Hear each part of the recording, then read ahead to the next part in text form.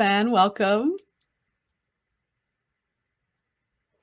Amazing, amazing. I hope you're like, as you are all coming into this space, wherever you are, whether you're seated on your bum or whether you have your feet on the ground, maybe we can just start with a few breaths in and really just settle in here into this space. Maybe you're at your kitchen table. Hi, Jenny. Hi, Roxanne. Hi, Jennifer. Hi, Lindsay. Welcome, welcome, welcome. And as you fully come into this space, just know that you are in circle with other folks who are very like-minded. I know each of you individually, I would say at a pretty deep level, and I'm so thankful for you all to be here right now tonight. So let's take one more breath and settle in. Inhaling. And then exhale it all out. Bleh. If you need to do some shakes, those good old hands, they're the energy suckers. We're going to talk about that later. Just shake it out, shake it out, shake it out, whatever you need. Fully embody yourself tonight. This will be about 90 minutes. If all goes well, I know Webinar Jam is not similar to Zoom in terms of I can't see your faces, although I know you're all beautiful.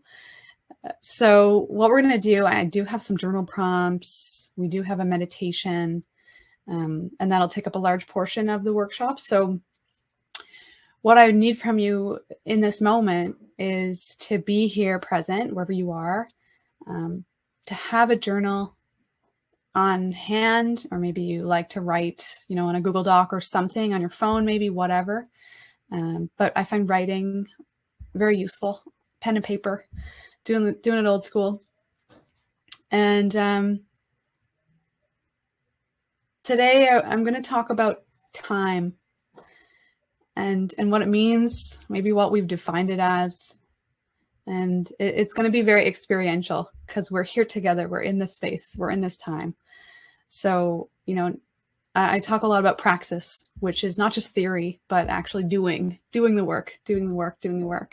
And so we're going to talk a lot about reclaiming the time to do that work, whatever work it is that you are meant to, sent here and meant to do.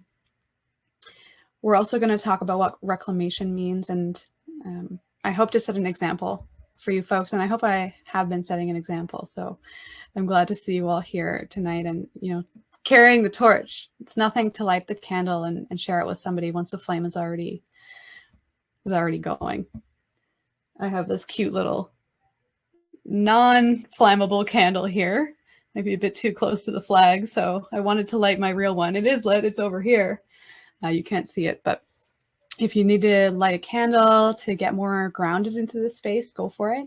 I hope you brought blankets and pillows, whatever you need. Maybe headphones if you need as well. And we're also going to talk about energy medicine in general, chakras as well.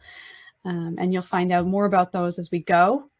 And after the meditation, I would like to also have a small discussion and teach them other just kind of like magic tricks that you can do to kind of just get more into your zone of genius and, put the shields up, as we say, or as one of my good friends says, to kind of like deflect and have some boundaries. So I hope you stay right till the end. What I'm going to do right now is share with you a PDF. I made a full handout for this workshop. So go ahead, download that. It's amazing. And what I'm going to do is just share the screen with you. So you don't necessarily need to look at that PDF right now, but know that a lot of information is in there that we're going to talk about. And in case you haven't figured it out, it's under the files option So just below, a couple buttons below the chat, you can go ahead there and download that for later. So let me see if I can share you my screen.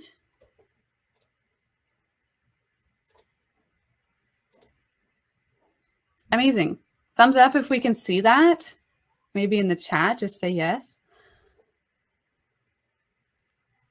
All good, all good. Hoping for the best. I don't see any hellos yet. Or any thumbs up. Okay, perfect. Thank you, Jennifer. Okay, so energy medicine for the 21st century.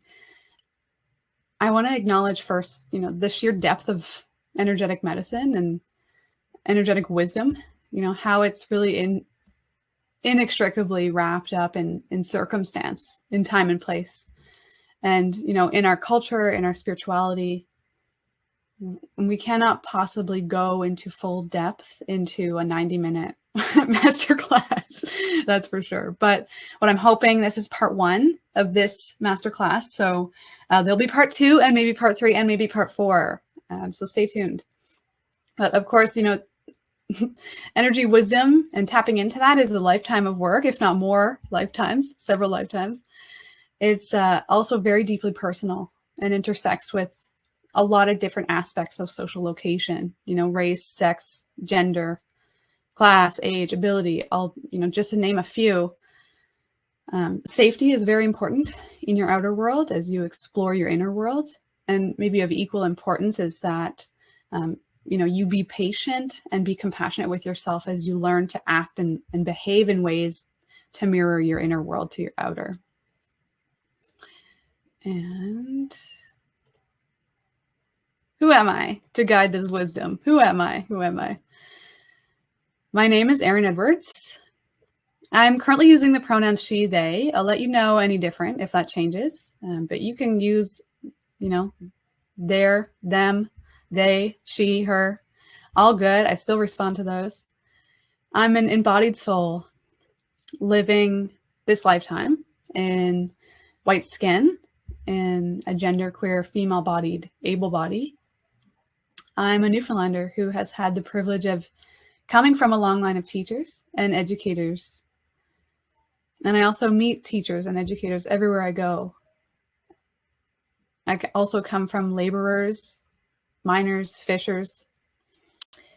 Formally, I have a couple different degrees, one in naturopathic medicine, one in human kinetics, a certification in Reiki in the Usui lineage, and a certified exercise physiologist certification as well.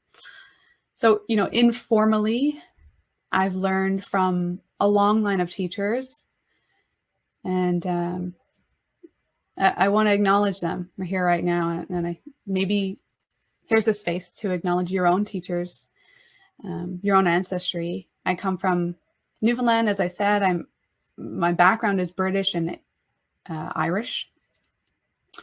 I'm currently learning Celtic shamanism.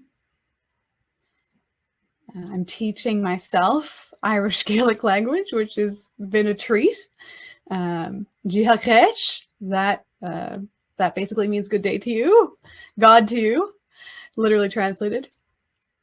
And I've been in the mindfulness space. I've been in the yoga space for a while. I also write a lot. I write poetry. I write books. I read a lot about feminism, a lot about how to be an educator and how to be a culture maker, as Kelly Deals mentions in her work. I love my coworkers. I love the amazing women in my life and the amazing other people in my life as well. I'm a dreamer. I come from cities. I come from small towns. I come from forests. I come from oceans. I come from stars, and I come from the song. I come from my teachers, animals, elements, and other partners. So let's just set the tone here. This is an invitation to be brave. I can't guarantee you that any space is a safe space. And so the language around safe spaces is starting to shift more towards creating that brave space, because there's no really such thing as a safe space. We exist in the real world, which is, carries a lot of wounds, carries a lot of scars. And so you and I together right now are setting this space, and just want to acknowledge that encouragement, that courage that it takes to set this kind of space. It's allowing yourself to not be perfect, and maybe knowing that it won't ever be, or maybe it will, but together we bring that courage with each other, and we work at it side by side. I do this work on stolen land. Toronto is the traditional territory of the Mississaugas of the Credit, Huron-Wendat, the Anishinaabeg, and the Haudenosaunee. The land I live on was settled in an unjust way that continues to cause a great deal of harm.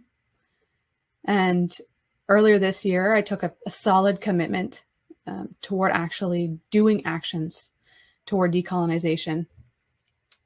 As I grow and as everyone else here grows.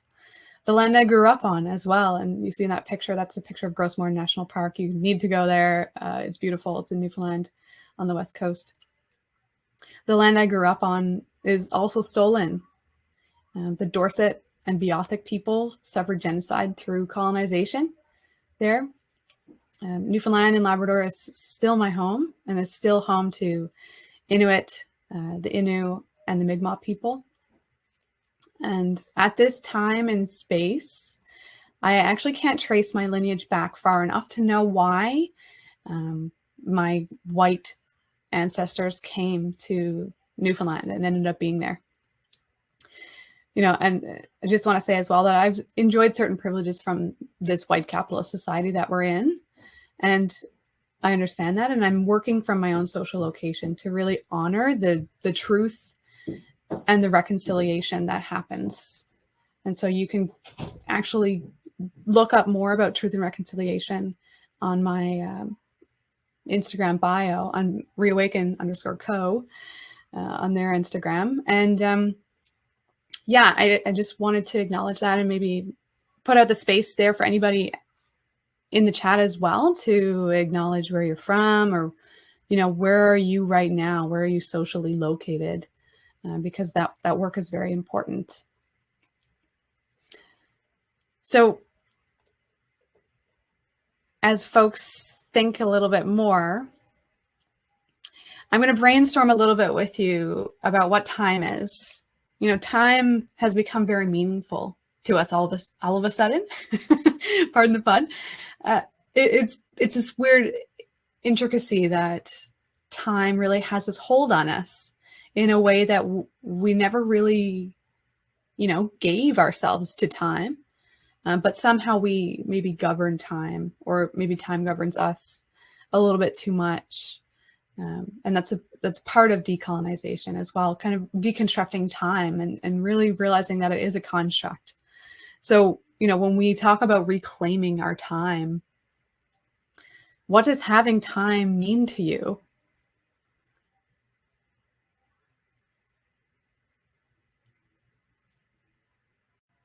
It's such a common phrase. Oh, I don't have time for that.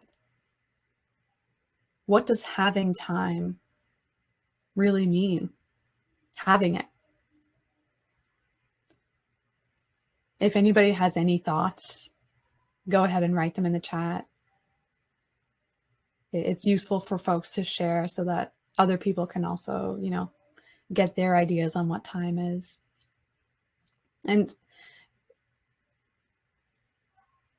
to reclaim time, that almost implies that time has been taken away from us.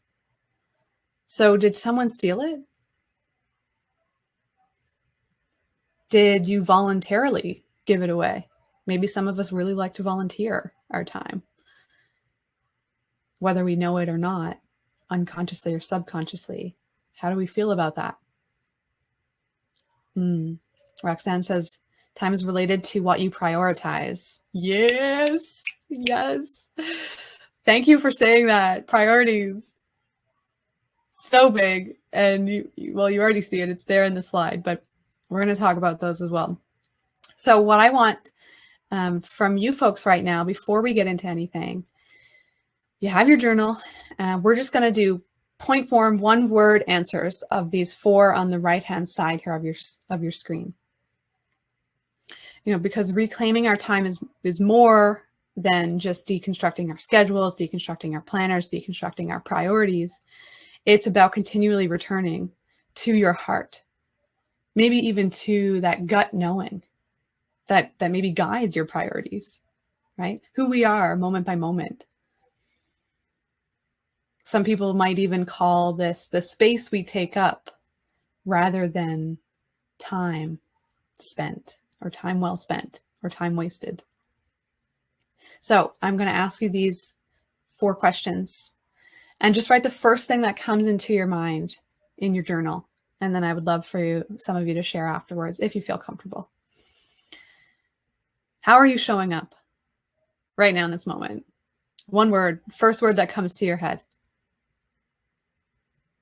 How are you showing up?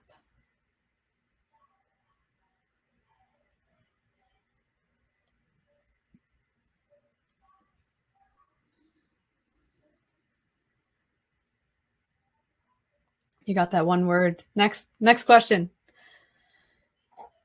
Who have you been told to be? One word. It's tough, I know, because I know you all and you're all a lot of beautiful things. But who have you been told to be?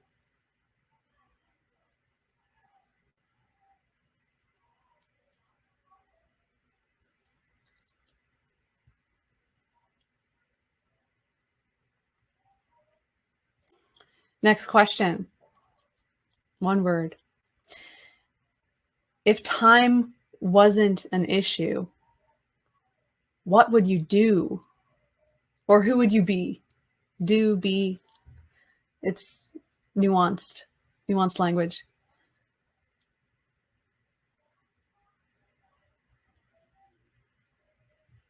What would you do? Who would you be?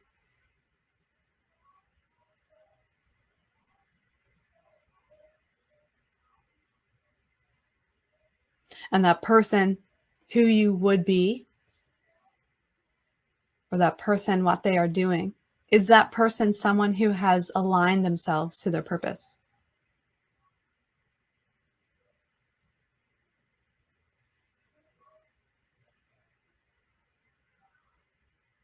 Maybe that's just a yes, no answer. Is that person someone who has aligned themselves to your purpose?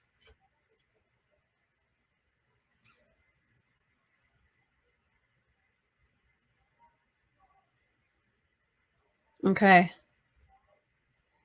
I would love. Webinar Jam has this really cool option to speak. So just down on the bottom there, underneath chat, underneath files, go all the way down and speak. If anybody feels comfortable, you can actually come on camera. And so you can actually speak what came to you.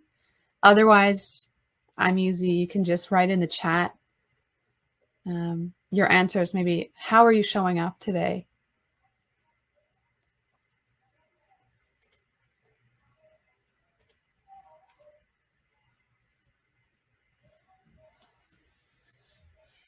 I'll just give you a moment to type.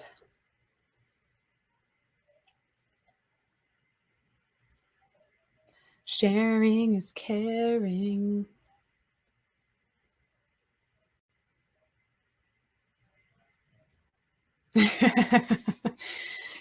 Nice. Yeah, I've got one saying lazily tired. That's totally fine. I hear you on that. I think it's really important to show up even if we're lazy and tired, and to know your limits as to how much you can show up. I got someone else saying, wow, this is very challenging. These questions are making me think. Yeah. That's the thing about energy medicine. Okay. I mean, I won't get into it quite yet. I don't want to go over your head, but time is really just a construct, right? So existing in this space, why can't we exist in another space? Why can't we exist somewhere else? Why can't we exist as something else? It's all just, you know, we really create our own reality. So you got Jenny saying fidgety. Yeah. Yeah. Just noticing. Curious about your other answers, folks. Who have you been told to be? I think this is a huge, huge question. Who have you been told to be? And it's really difficult to answer in one word. Oh, thanks, Roxanne. That's a great idea. Just like, yeah. Answer to number one. Answer to number two. You've been told to be yourself. Yes. Well, I wasn't expecting that one, Roxanne. That's beautiful. Be a lady. Ooh, yep. Yep, that's big. It's a big one. Be strong. True, true, true, true, true. Which has very intricate, complex notions in today's world. Be strong. Actually, Cynthia Nixon, I don't know if anybody has witnessed this video, but she put out a video about be a lady. It's amazing. It's should probably come with a trigger warning, but it is great. Just has some graphic things in it, but her commentary is really, really beautiful in it. So you're showing up as who have you been told to be? You're showing up present, you're showing up fidgety, you're showing up lazily, but yet you've, you know, been told to be a lady, been told to be strong, been told to be yourself. If time wasn't an issue,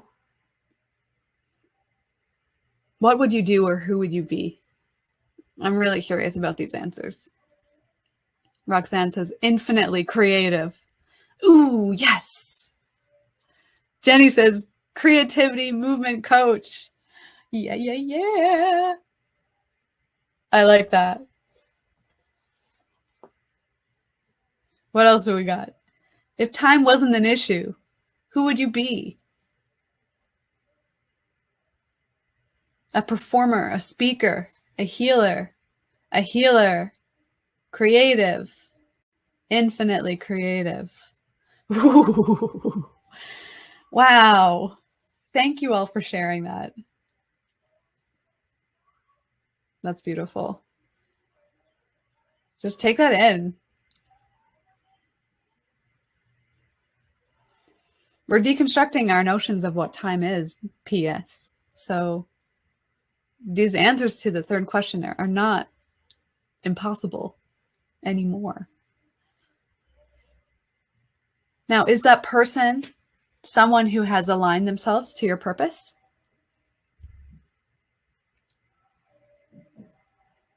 That person who you would be? I mean, I'm willing to bet yes, hopefully.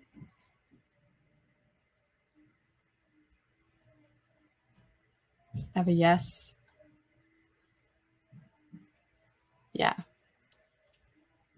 Yeah, that's some powerful stuff. Even just those tiny questions, you know, simple. Lindsay, almost done, done, done. Yeah. Heck yeah. I love it. I love your answers. This is beautiful and magnificent. Yes, yes, yes, yes, yes. Almost. Yes. Yes. Good. Okay. Okay. Now we're feeling it. Now we're feeling it. Okay. After contemplating all of that time existing, space existing, taking up space, being who we are, purpose. Have a look at your priorities. You know, you don't necessarily need to answer this question because I know your priorities are probably a lot because you all are busy people and doing the things. But maybe take this question home. Go ahead and screenshot this if you want. These questions, maybe journal about them later if you want as well. What are your priorities? And after hearing this, even just a simple exercise, do you want to add, change, rearrange them at all?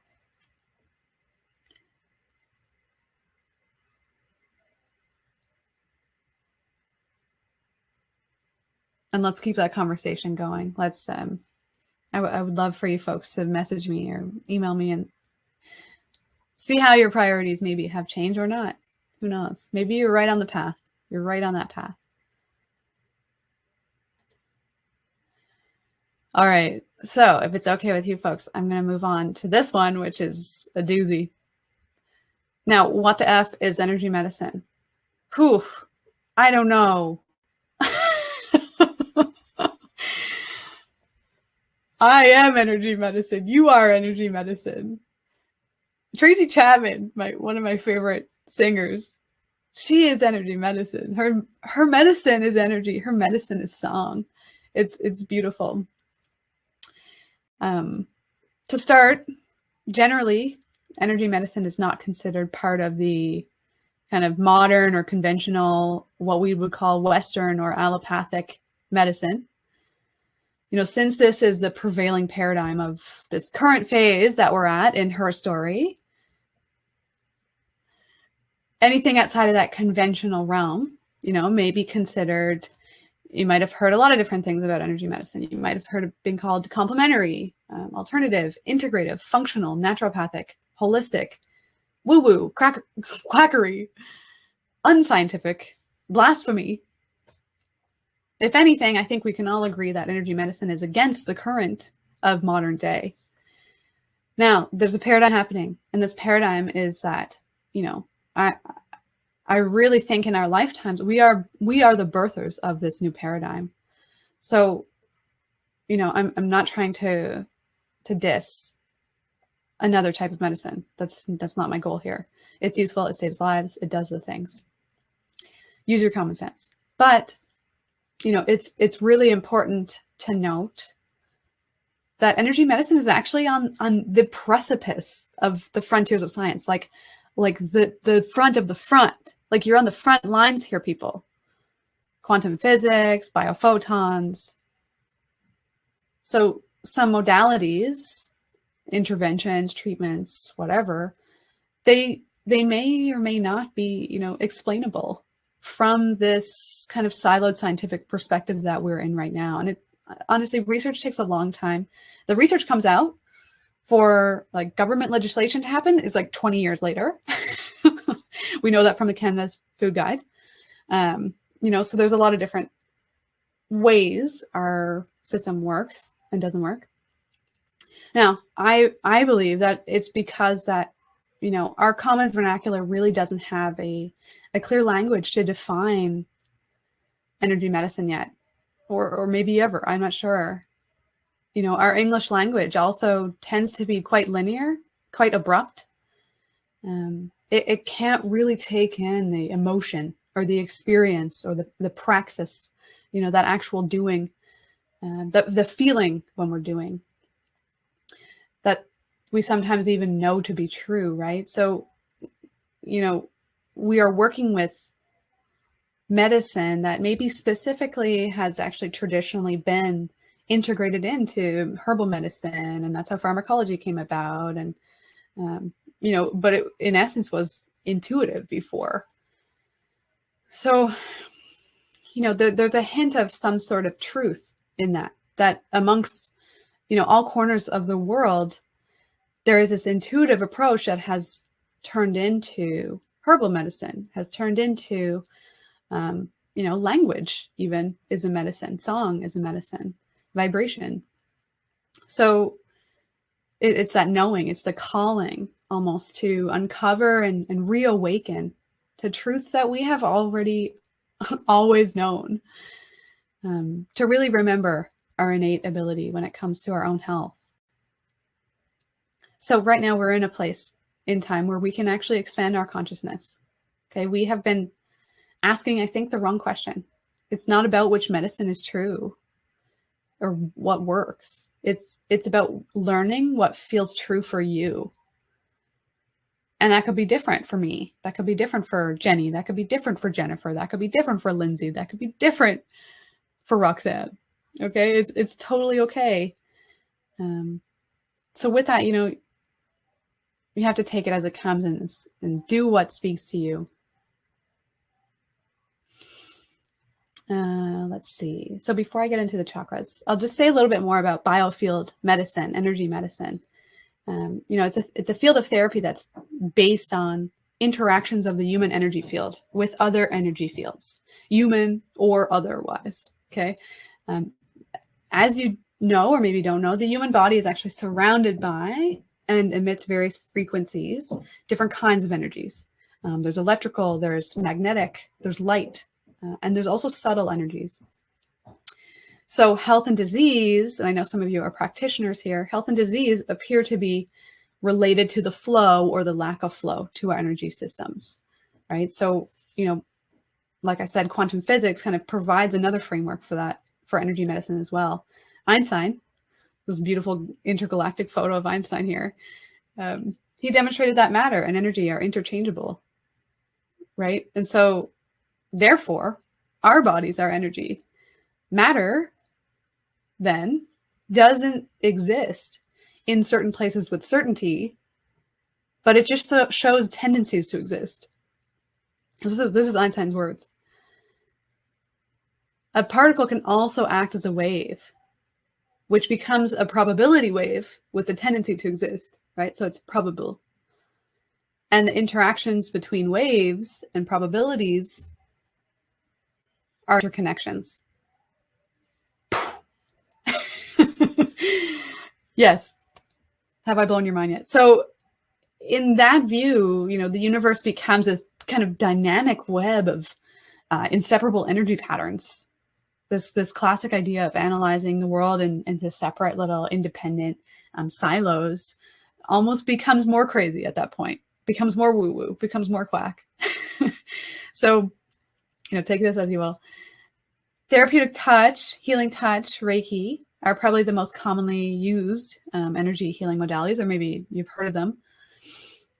And so that involves a practitioner who assesses the client's energy fields and then rebalances it using a variety of techniques. Okay, these techniques are everything. They're all over the place. So you see here, I have a picture of my own hand taken on Instagram.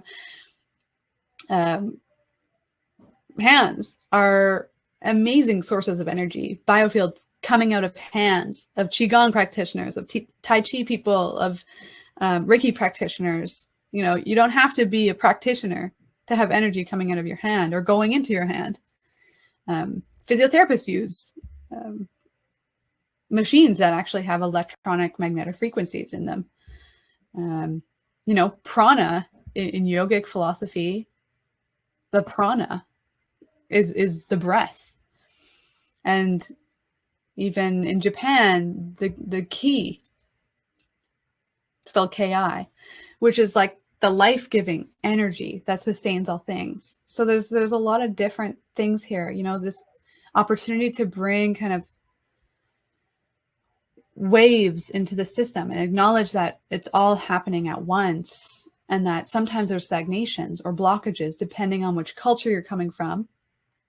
And we know that today that we try to rebalance, that it's actually physiologically called homeostasis, right? It's ease, the body's ease, or the absence of dis-ease. Now, what is Reiki? Now, Reiki therapy is kind of a way for the practitioner to guide energy, okay, to recipients. And guide is the key word here, because what practitioners in Reiki do is assist the innate healing ability of the recipient. Okay, they just facilitate. The recipient is actually self-healing. They're doing it. Their guides are doing it. Their spirits are doing it. Their own soul is doing it. Their energies are doing it. The practitioner just helps, kind of like, holding your hand a little bit. And that's actually what the National Center for Complementary and Alternative Medicine deem Reiki as. Someone who kind of facilitates self-healing.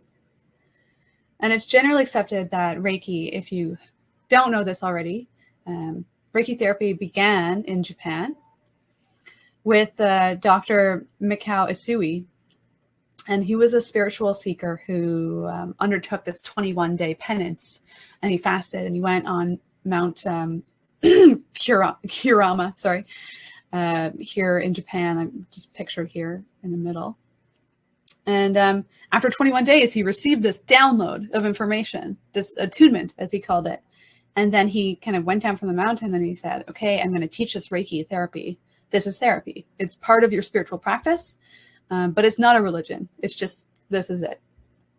And so today, you know, Reiki has gone through all kinds of different languages, all kinds of different cultures. And Reiki, in essence, for me, you know, uses the body to access different blockages.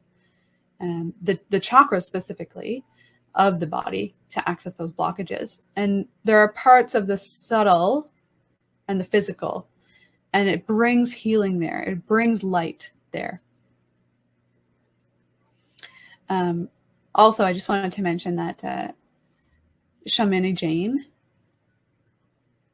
is an amazing researcher. She founded this institute called the Consciousness Healing Institute.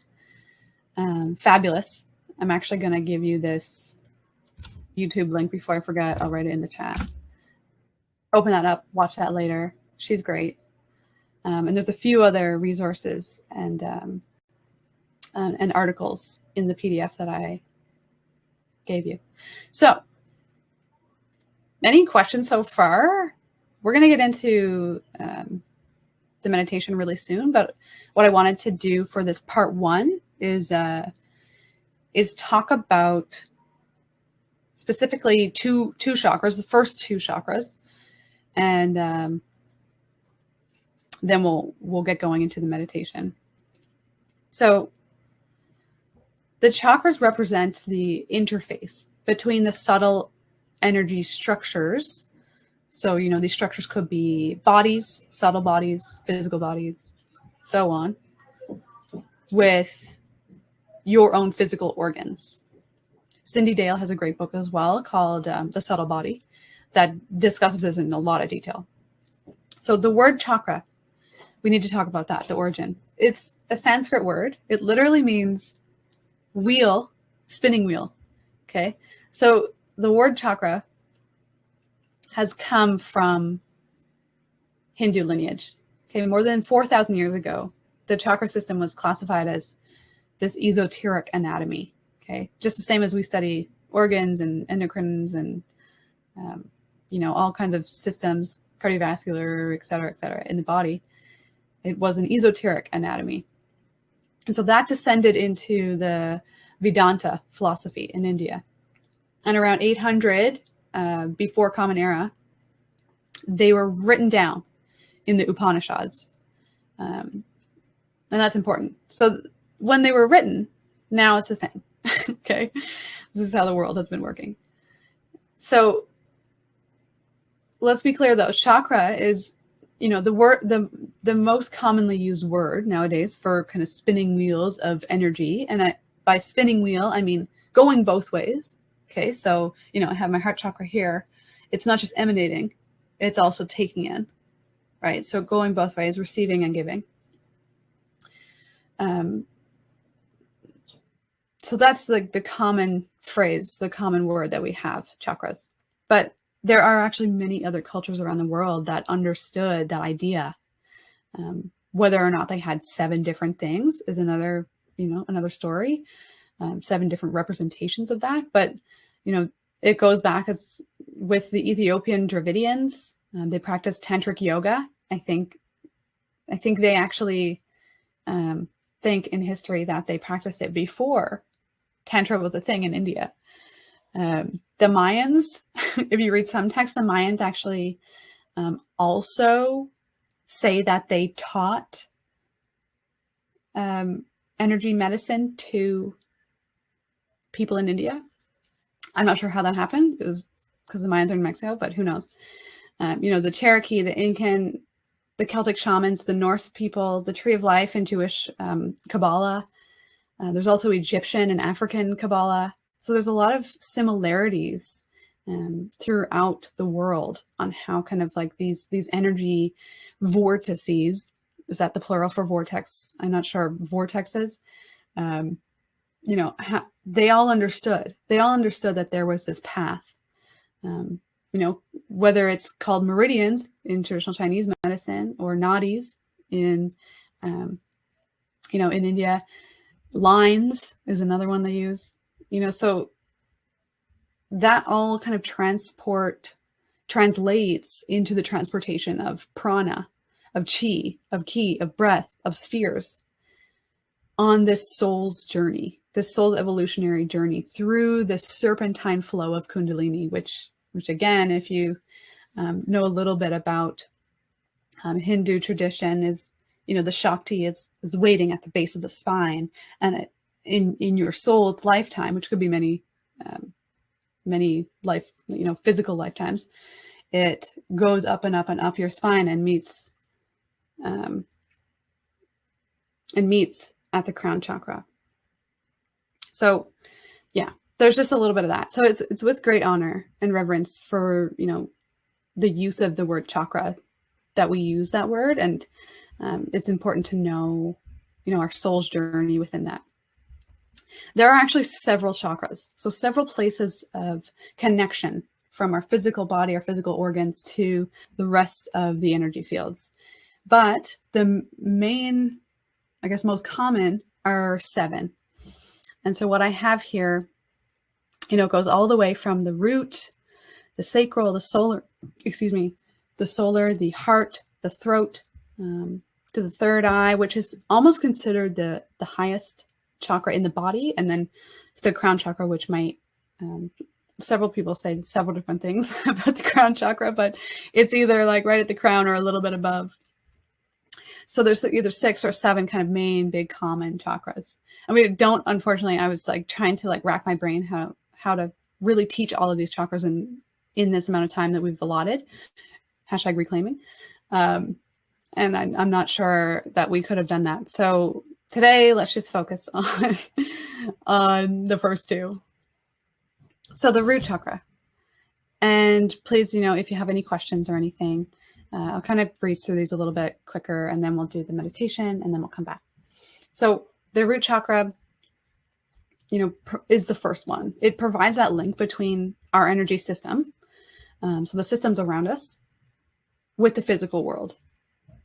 Okay, it's really the base for our life force energy. It gives us motivation to eat, sleep, procreate. If you can think of the root chakra as anything, you can think of it as more primal, more about instinct, more about survival. Okay, I have written here on the side, flight, fight, or freeze. Very instinctual, almost an animal. I mean, humans are animals.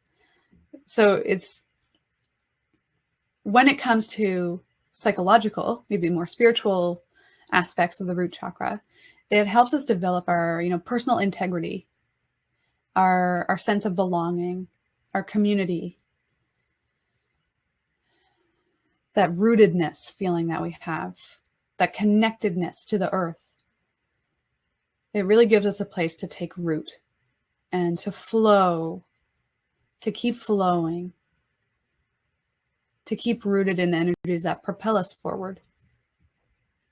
So when those energies are stuck, stagnated, you'll often see, our vitality and our zest for life are compromised. This can happen when our sense of, being in the world is in some way threatened, whether that's through trauma or otherwise. It leaves us with a deep sense of insecurity. So, when it's imbalanced, you feel restless. You experience a lack of energy for sure. You might also, it might be expressed as anxiety or panic, worry, depression, frustration, resentment. Anger is a big one. Cindy Dale in her book says there's 5, there's 5 primary feelings connected to the root chakra, and they are joy, fear, anger, sadness, and disgust. So those are the kind of more 5 primal, very animalistic kind of notions in us, the things that really make us act, if you will. So, mental science, you could have poor focus. You could be disorganized. We all know people who are really pessimistic, negative thinking, a little bit more narrow thinking. So when it's balanced, on the other hand, it creates a sense of belonging, right? That really feeling secure in our actions and our choices, and we can step forward in those with our sense of self, which has a lot to do with another chakra, but it's more about being persistent, being clear-headed, being able to set goals, being able to prioritize our time, our space. So there's lots more I could say about the root chakra, but that's what I'm going to say. And the sacral chakra, the second chakra, is really the home of our physical feelings. And this is the home of dependence and or codependence. It's often referred to as the space of relationships, which it is. And I know you're all thinking of like interpersonal relationships. But think bigger here. Think bigger. Our relationship with everything. Literally how our brain understands things. Okay. So this is almost before, this is before the solar plexus. This is before we say, I am Aaron. Okay. This is me. Before that, you're still kind of figuring out your feelings and trying to understand what is life. So in the physical root chakra, you are, you're connecting to your own body in relation to the earth. In the sacral chakra, you're connecting to almost everything else. So you understand that there's purposes, there's people, there's nature, there's ideas, okay? There's feelings, and we have a lot of them. So it's where our codependence, like I said, starts and plays a huge role in our, I think the larger part of our lives as we grow, because we actually form understandings of us in relation to in this chakra. Maybe we've been neglected, or maybe we haven't been neglected. That has a huge impact on us for the rest of our lives. This sense of self that we're in. So an imbalance in the sacral chakra looks more like distrust. It looks like maybe distrusting others, but also people probably don't trust you. Your creativity is often stifled because you can't really feel what's happening. And as you know, creativity really comes from feeling, right? You might have digestive tract issues or lower abdomen issues, the lower dantian in traditional Chinese medicine. You also might have lower energy. So I didn't mention this, but the lower the chakra, the more dense the energy. So, and I think this goes without saying, but even in terms of colors related to the chakras, red is the most densest. It moves the slowest in terms of the spectrum of light. So as we go up, it gets faster and faster. You might also experience some fatigue. You might be fearful. You see a lot of people with sacral chakra issues that have addictions, whether it's pleasure seeking or, being overdramatic about something or being overly emotional about something. I identify with this one big time because I'm a sensitive person, right? I really have to take a step back and put things in place so I actually don't become emotionally attached to my clients or friends or whatever, partners. I'm sure we all understand that one. So, people who have imbalances are often people who don't have clear boundaries either here. And that's probably a whole other workshop. But positive note, when this chakra is balanced, we're able to be more intimate. We're able to be more creative. We're able to be more comfortable in how we feel. We're able to be compassionate for others. We are attuned to not only our feelings, but maybe the feelings of others. You tend to know when someone's balanced in their sacral chakra because they just move with a sense of grace and you know, they take a lot of pleasure and pride in their experiences. Someone who's really sensual, and not even sexual, but someone who's sensual in the way that, you know, you might get a shower and it's like, oh yeah, remember that Head and Shoulders commercial from like the 90s? Just really feeling into it, you know? And people in the balanced realm of sacral chakra really are content with the time that they have. So again, getting back to this contentment, this reclaiming of time. Maybe you've heard it in another way, which is, you know, I'm comfortable in my skin. So if anyone has any thoughts on that, let me know. Otherwise, we're going to head right into the meditation. And I hope this works because I added the video into the video section. So you might have to click. Let me just do this. I'm going to press play in the video, and it's going to broadcast into the room. And I hope that it comes out perfectly, sound and otherwise, on your side. This is the first time I've done this. So you let me know if it's not happening. Otherwise, get yourself into a super comfy position. Get your blankies, get your pillow, get whatever you need, and we will begin.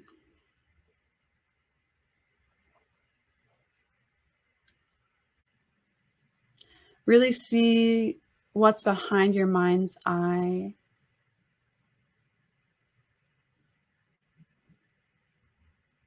In a new way.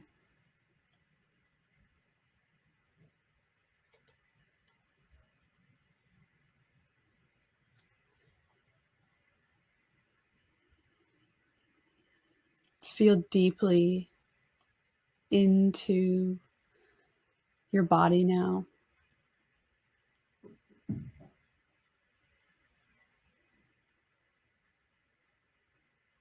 And find yourself now on a sandy beach.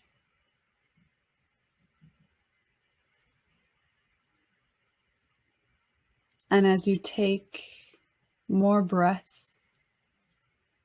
from this beautiful, clear, pure air,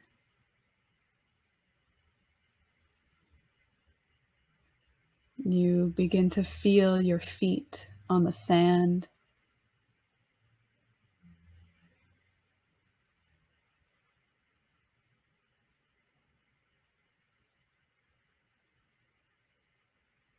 You feel the wind rustling through your hair.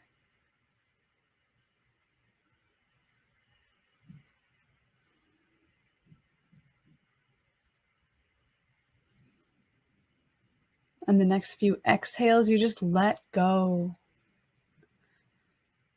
of anything that you thought was truth, anything that you thought was correct, anything that you thought was definitely certain.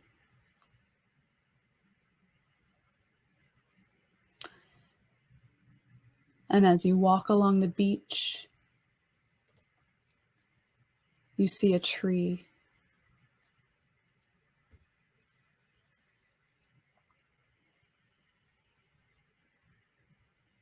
You walk toward it. You feel the heat of your sun shining for you.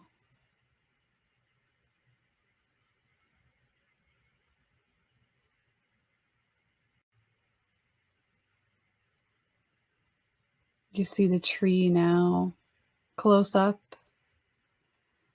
It's magnificent. It's beautiful. It's old.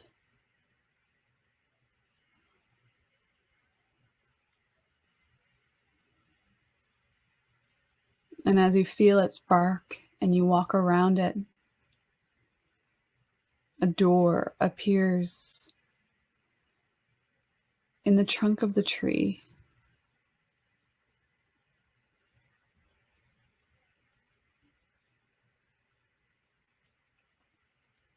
And you say yes, and you open that door to the root chakra.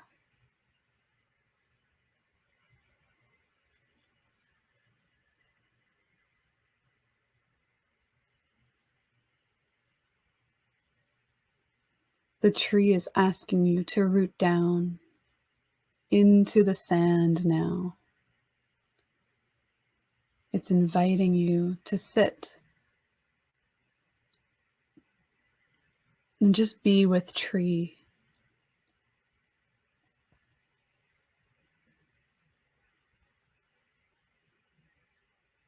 Just be.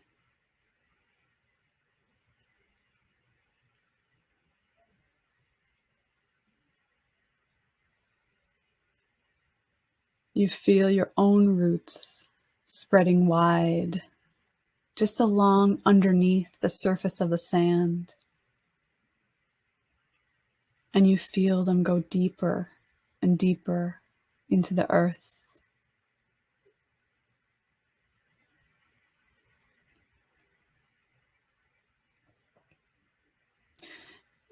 And you realize that you have carved a hollow space inside of you for just you to go to whenever you need.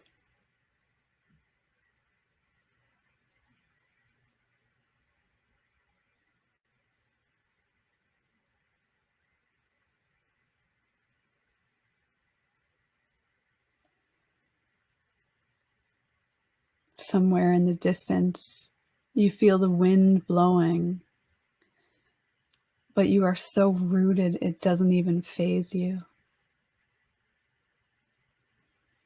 So deep.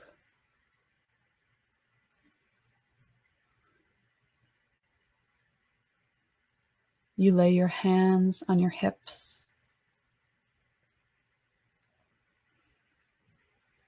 You feel so firmly grounded in this space. And you see the tree with new light, with new eyes. You look around you.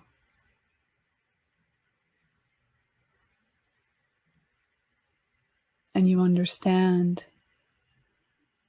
that everything else is also just being.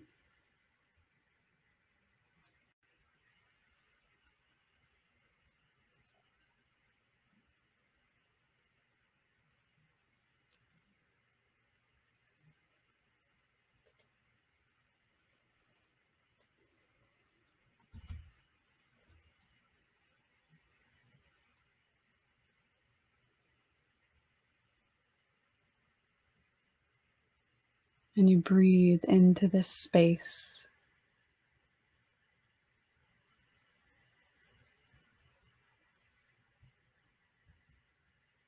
And you say hello to your very own root chakra.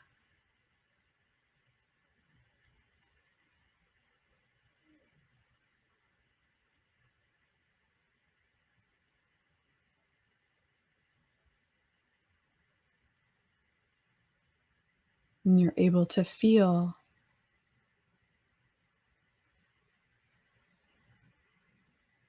your connection to Mother Earth.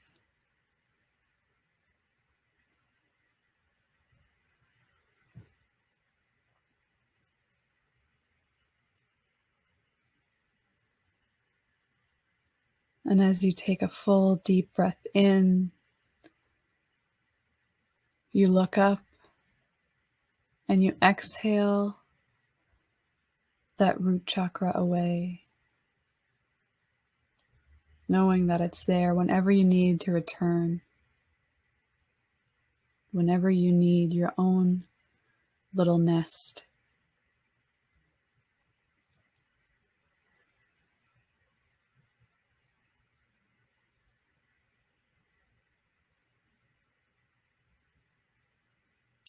And you start to turn your head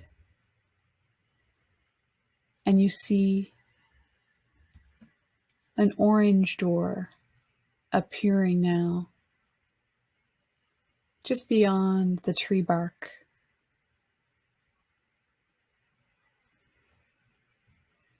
And something in you calls to you, asking you to open this door.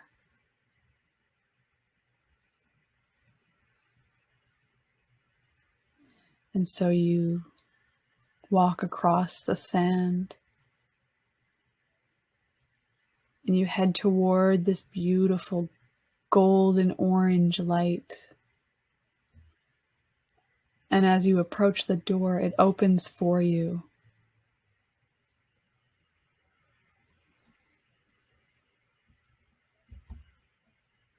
And you step across the threshold.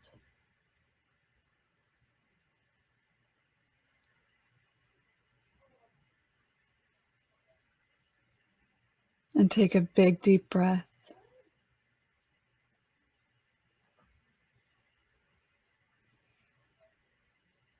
And as you walk, you begin to realize you see shapes, you see figures,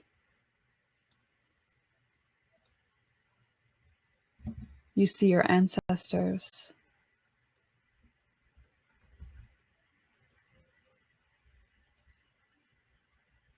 And they come into plain view.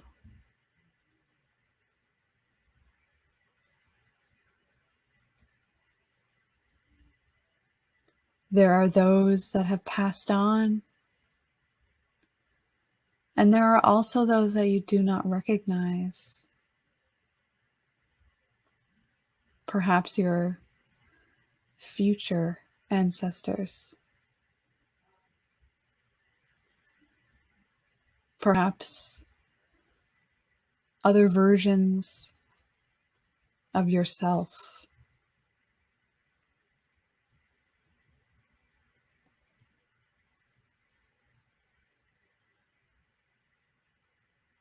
In other spaces, in other times.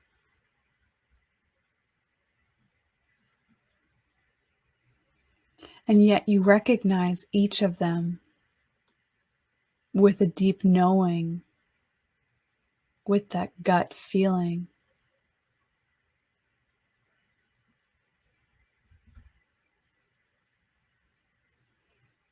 You remember the love you share with these people.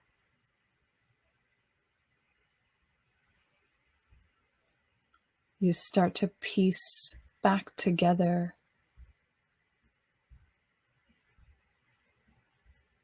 You start to remember as you see them bathed in that orange glow.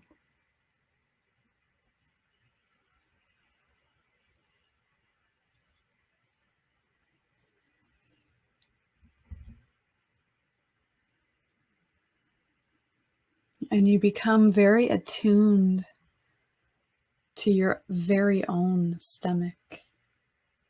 You look down and you put your hand just below your belly button.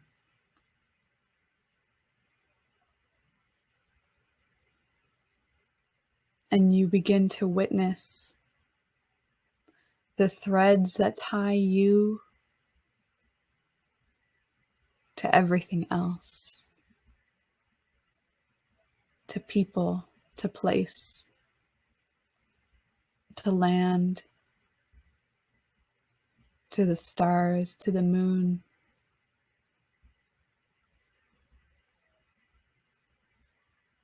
to the animals.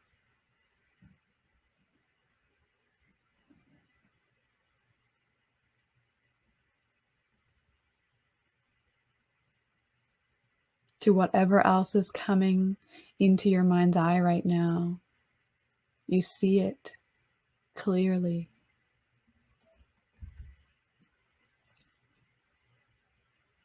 And you feel it so clearly, so perfectly.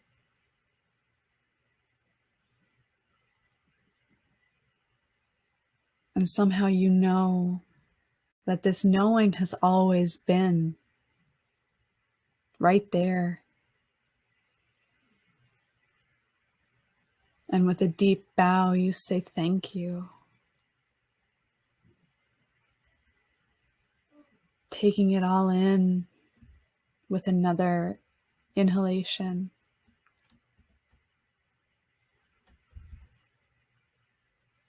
Half smiling because you remembered.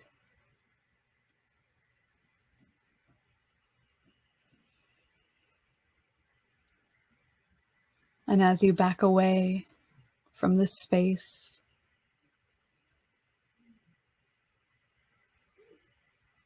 you leave with a confidence in yourself, in your own feelings of worth,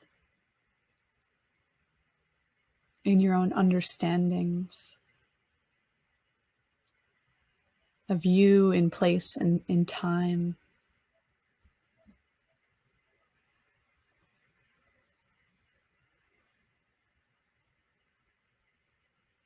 And you leave the doors open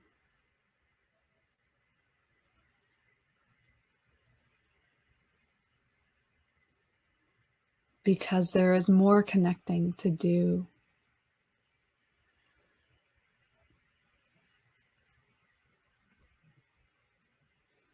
And as you back away from the tree, you start to feel the sand on your toes again. Feel the muscles in your ankle and your calf and your legs as they move backward through space and time.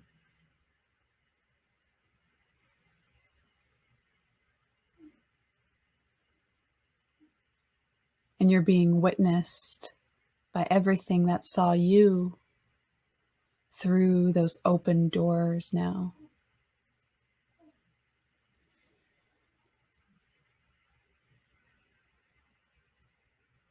And as you come back,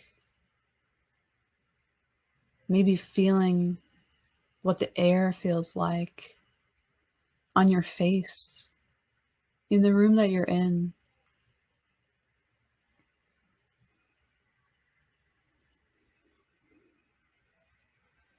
Pulling back up to the surface.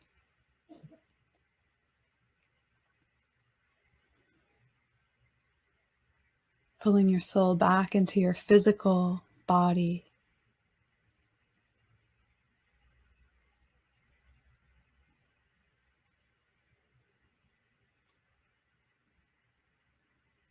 Breathing new life into the tips of your toes, to the bottoms of your feet, to the backs of your legs, to the front of your torso, the insides of your arms, maybe wiggling your wrist, moving your fingers.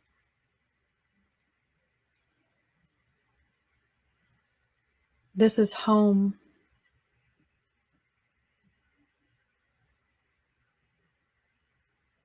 Bringing the home that you know into this new home, or maybe this familiar home.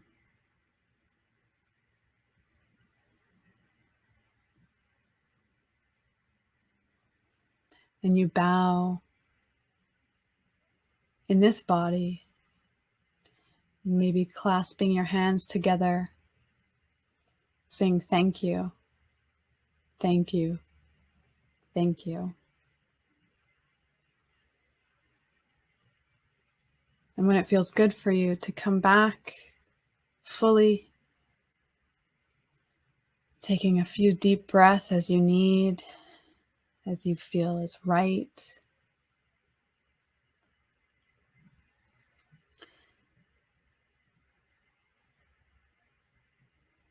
Coming back to your computer screen.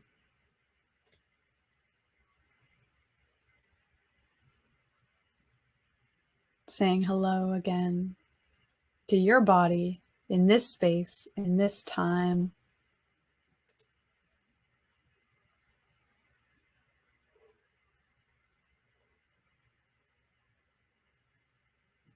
Becoming reawakened.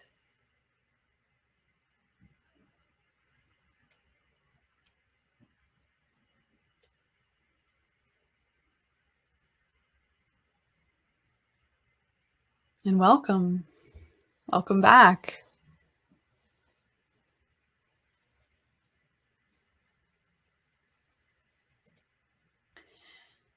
If anybody would like to share, you can go ahead and click the speak option.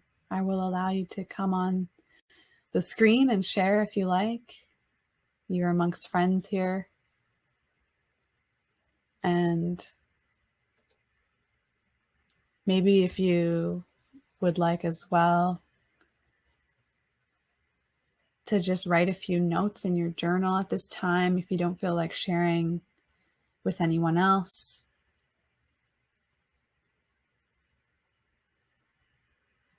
This was a simple activation of the root chakra and the sacral chakra, the first and the second.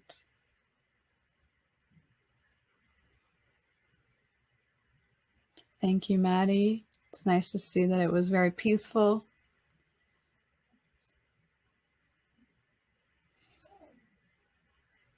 If there's any other thoughts that are coming to mind,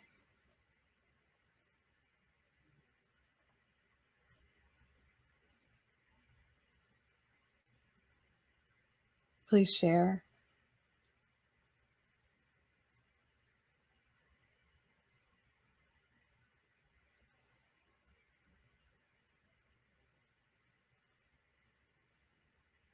I'll allow the space for that.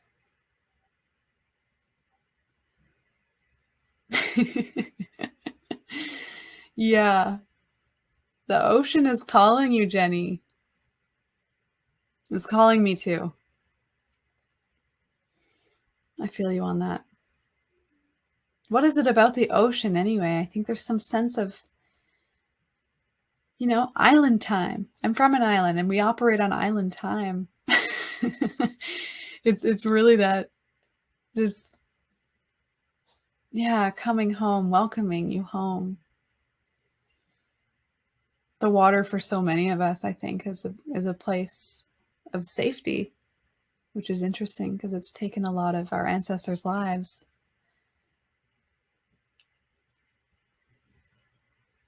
I love the ocean.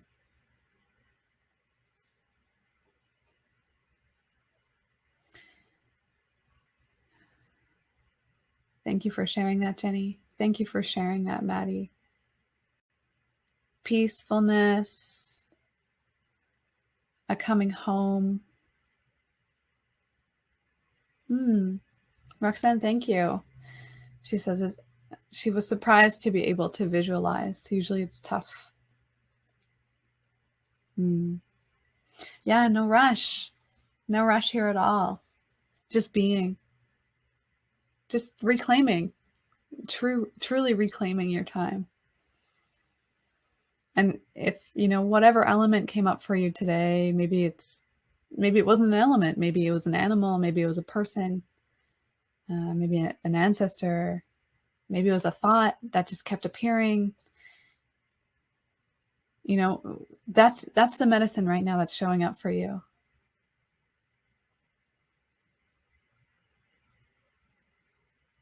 So Jenny, when you say ocean, maybe water in general is coming for you. Drinking more water, being around water. Maybe playing in the rain, if we get any rain. So I'm going to share my screen again for the last few minutes. And because I don't want you to go home empty-handed, of course, just wanted to teach a few quick little tricks of the trade that I use every day. So last slide here, other tips and magic. And I know you're all probably very zen right now and don't want to listen to tips, but it's okay. The replay is also available for the next 5 days, and then it expires. So you will get sent this replay tomorrow. And feel free to watch it, go over the meditation again. The meditation that did not work, that I was hoping to actually play it from, is in that email with the replay. So you will receive all that tomorrow, and you'll be able to actually access that whole meditation, which is the entire 7 chakras. So use it at your own will. But before we end, some other tips. So a few different hand positions and a few different body positions. And I've learned these from several different Reiki masters, from several different energy medicine practitioners. So there's a commonality between all of it. Now, palms towards someone. If you shake your hand with somebody, or if you are sitting with your hands in your lap and they're open, okay? And if you're with someone else and you're communing with them, that's almost a bodily sign that you're reading them and that you're receiving from them. So in energy medicine, this is useful. I know for you, Lindsay, I know you're a Reiki practitioner as well. So, this sense of reading, using your hands to be able to read the room, read the person, whatever, is quite useful. Now, palms toward yourself is actually respecting yourself. Seeing the other person, but respecting yourself. And that's a very good way that I draw my own boundaries. I might even actually put my palms on together on my leg as I sit and talk with somebody. So when I feel that I already have enough information and don't want to read them anymore, maybe want to, draw a bit more clear boundary, I put my hands down toward myself. So that's about respect. And I like the word respect because it's respect, which means you're respectating, you're looking again. Okay, so you're looking at you and mirroring what you want versus reading the other person. So there's that okay. And I use this. I don't know, Jennifer, I know you do some muscle testing, so you might know this one. But I call this the okay technique. It's been called a lot of different things. So this is my okay. And this is just a simple way to allow our bodies to trust, to know what to say in situations if you can't make a decision. Okay. So what you do is you put you kind of interlock. You do the okay position with your hands, and then you interlock your fingers and your thumb. And it's a pretty tight squeeze. Okay. Now we're going to get really used to our bodies now. So our bodies answer for us. Okay. So you're going to ask yourself, body, show myself yes. And then pull and see what happens. Do your hands break apart? Okay, that's your yes. That means yes. If they don't, for me, it's a no-go. Body, show me yes. Literally, I can still hold myself. No problem. Now, do it for no. Body, show me no. Body, show me no. It's mind-blowing how this happens. I'm not trying it. Body, show me no. Literally gone. Body, show me yes. Done. So that's a little bit around muscle testing. But if you have a decision to make, you can actually access that bodily knowledge. The body keeps the score for sure. So you can actually use that to make decisions in your life, whether it be, do I need to go to the groceries right now, or do I need to go somewhere else? Do I want to go for a walk, or do I need to get this work done before? Whatever it is, just assign yes, assign no, and then ask yourself the question, and your hands will answer for you. So that's a really cool trick that I use when I can't make decisions, because often That happens often in our generation, I think. So a couple body positions, and these are more, along the lines of active listening, empathy, but very useful when you're in conversation with folks, very useful with the sacral chakra that we just kind of activated and opened up. So the lean in, obviously that's super self-explanatory. Literally, you just lean a little bit in. You don't have to get really close to them, but just lean in a little bit. And that almost cues your curiosity without you saying anything. Okay, so that just, is saying yes, or saying like, okay, I'm listening. What's up? What do you need? Okay. I like this one, the arms by the sides technique. It's not saying yes, it's not saying no. It's just remaining kind of neutral. And I do this often. I literally won't do anything with my arms. I'll just hang them by my side and put them really close. And I'll just feel into my muscles in my arms, and they will tell me what to do next. I know this kind of all sounds like a little bit, like a crash course in intuition, which it is. So it comes with practice, but just do this as you go along. Arms by the side.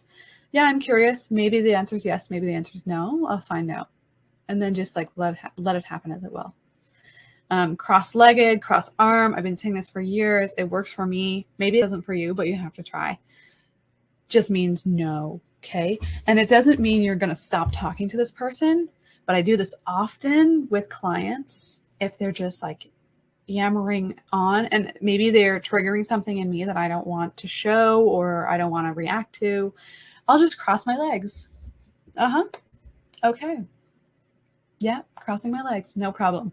And that's just a simple way for me to just kind of like step back and say, okay, this is happening in this conversation. I'm going to just draw this boundary. Again, draw that boundary. You can also do it with cross arms, although it looks a little bit more, aggressive maybe. So yeah, try that out. You can do a couple different variations of arm techniques. This one, it still looks curious, but you're, got one arm kind of underneath your armpit and the other one here resting. Yes, I'm protecting myself, and also, I'm good. Your energies aren't coming at me. And then as always, stay grounded, staying rooted. We all have days where we don't feel rooted.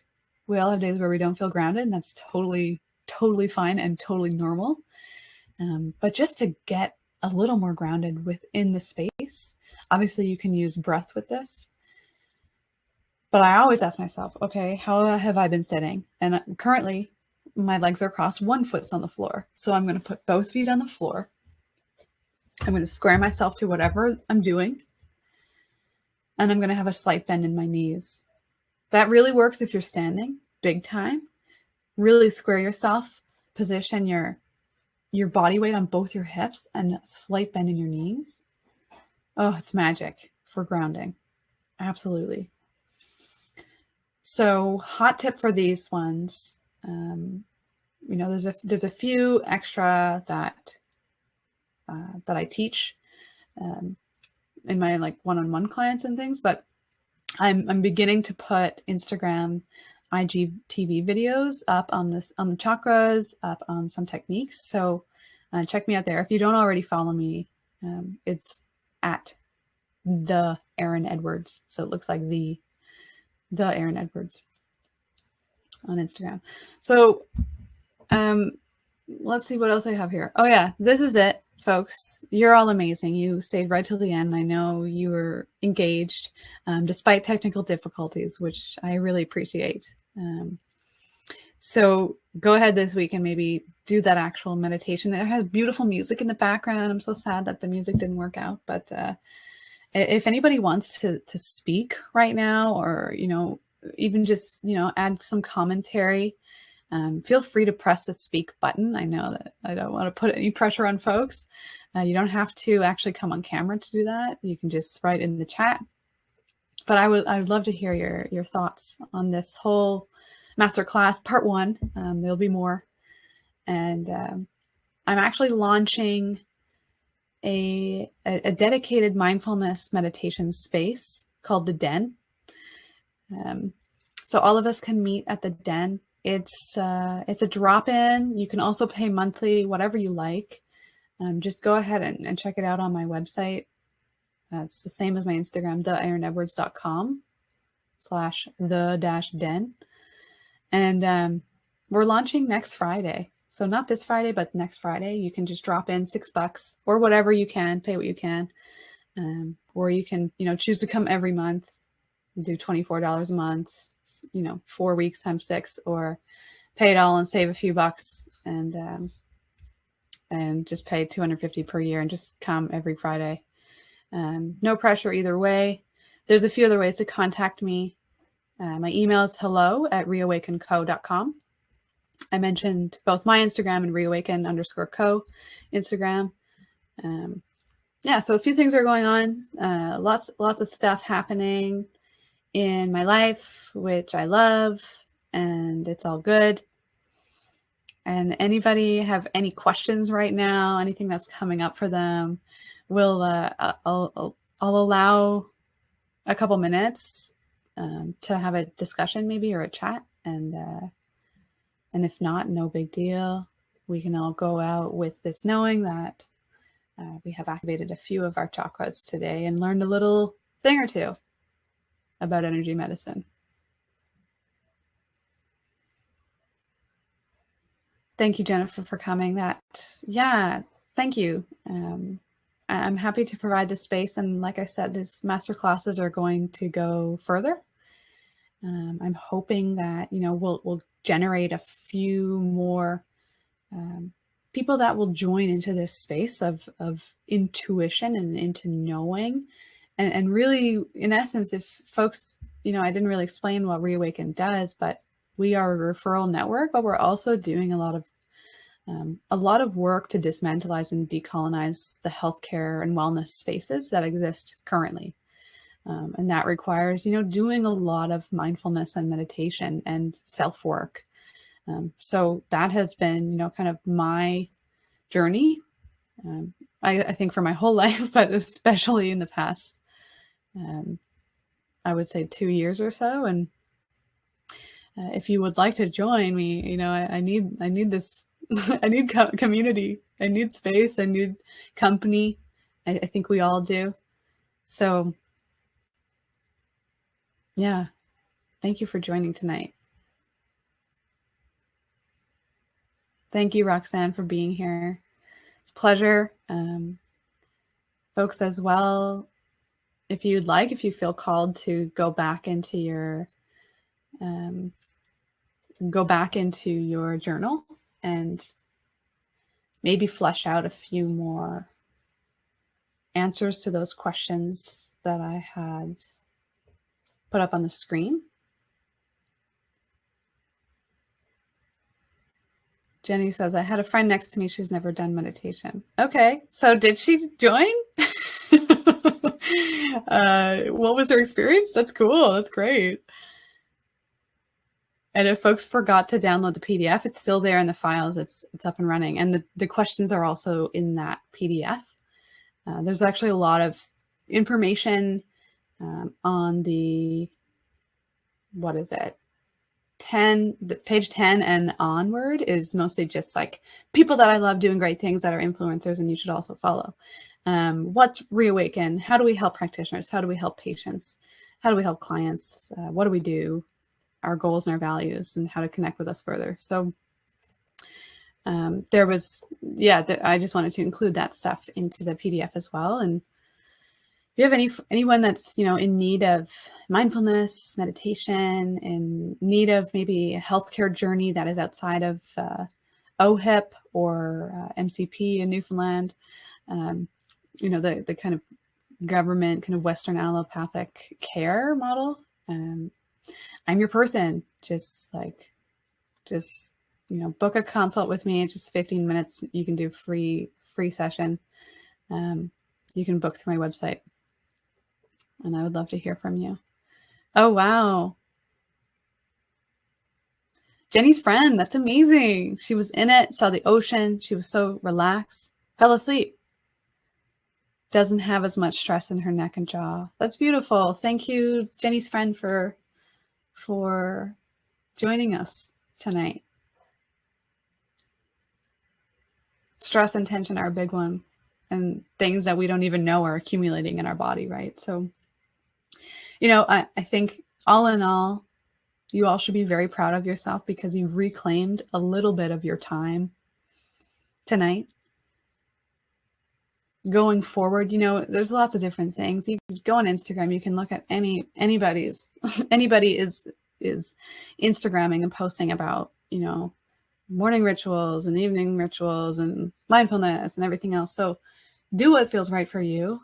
And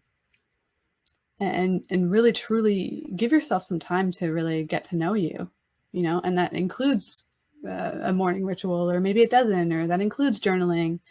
That includes communing with others, you know, coming to workshops and stuff like that. So thank you. Thank you. Thanks, Yvonne. I appreciate that. Roxanne says she felt warmth in her hands at one point. Ooh, yeah. You are getting there, Roxanne.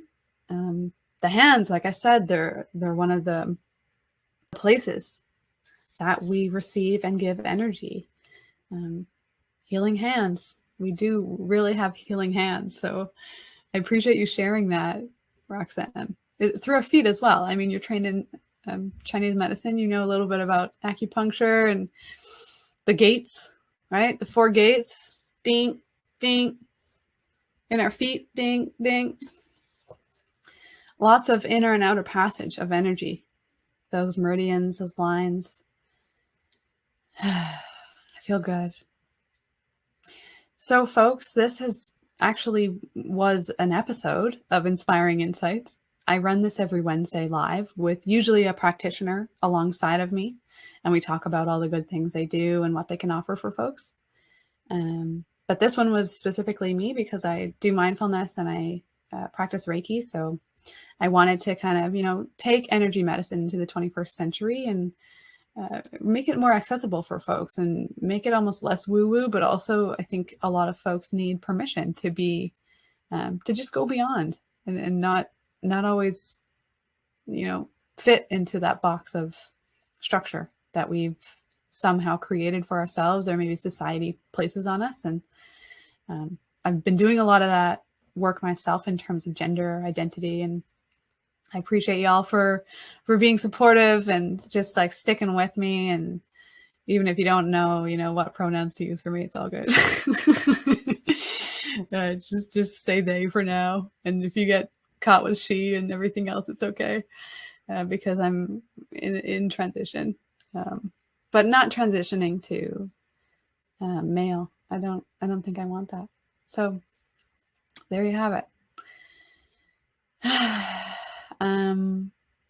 If anybody has anything else to say, this is your time to shine. And if not, you can always actually watch the replay. And if you have questions at that point, it comes up the exact same way as this chat. Everything's included and your question just goes right to my inbox. So if you do end up rewatching this, or, you know, you know where to contact me, you probably all have my number or my email. Yeah, reach out. Let's keep this conversation going, and I'll let you all know when part 2 happens. We'll keep going up through the chakras, and this has been really beautiful for me and challenging, and I'm glad that you're all here with me to feel it, to feel into it. So that's it. I will wish you all the very best. Until next time, I'm happy that you came and that you showed up, and we shall reclaim our time together. Have a fabulous night, everyone.